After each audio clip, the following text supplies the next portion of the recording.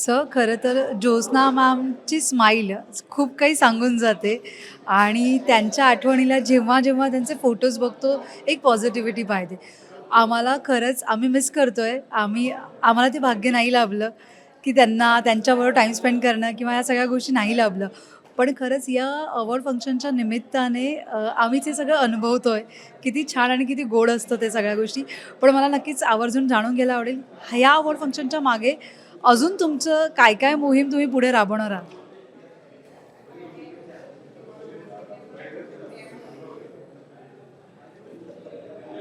सूर Jyotsna national music award हा नवोदित कलाकारांच्या हक्काचं व्यासपीठ आहे आणि हा व्यासपीठ समृद्ध करण्यासाठी म्हणजेच जे नवोदित कलाकार आहे ही और शी त्यांना खालपासून त्यांच्या आवश्यकतेनुसार त्यांना कसं मोठं करता येईल, त्यांना काय काय आपण अपॉर्च्युनिटी देऊ शकू आणि त्या माध्यमातून ते शास्त्रीय संगीताचा किंवा वाद्यांचा किंवा वेगळ्या जॉनरमध्ये जे काही असेल त्याच्यामध्ये त्यांचं स्वतःचं हे प्रावीण्य त्यांना निर्माण करता येईल, हीच खरी श्रद्धांजली, आदरांजली आपण ज्योत्स्ना भाऊजींना देऊया असं माझ्या मनामध्ये आहे. मॅम नेहमी कोणतं गाणं गुणगुणायच्या? मॅमचं फेव्हरेट गाणं कोणतं होतं? त्यांचे दोन होते. आता त्यांनी म्हटलं होतं की त्यात एक होतं, अभी ना जाओ छोड़ कर के अभी दिल भरा नहीं, अभी अभी तो आए हो, हा एक होतं त्यांचं. आणि एक दिल अपना और प्रीत परराईमधलं होतं.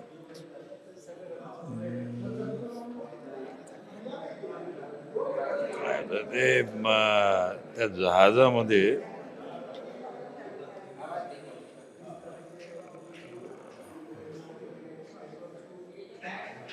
अं, अजीब दास्तां आहे, अजीब दास्तां ते गाणं आहे ते. बरं मॅमची स्माईल खूपच वेगळी होती. म्हणजे फोटोजमध्ये आम्ही बघतो ती एक पॉझिटिव्हिटी, तर ती त्यांच्या एनर्जी.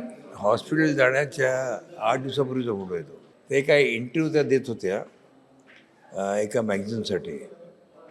तर त्यांनी ते कलकत्त्याहून आले होते आणि फोटोग्राफर नागपूरचाच होता, विवेक रानडे. आणि त्यापूर्वी त्या इंटरव्ह्यूमध्ये त्यांना सांगितलं मला एक तुमचं फोटोशूट करायचं आहे. तर I am so grateful to that interview person.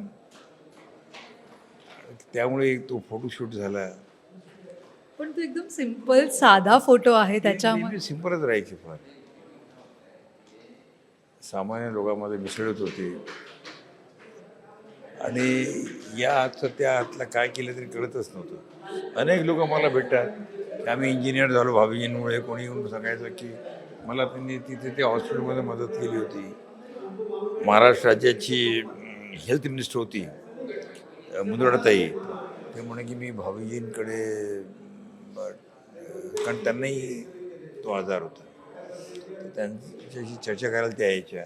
त्या म्हणे की भाभी जी का कितना साथ है, कितना जाज्बा है.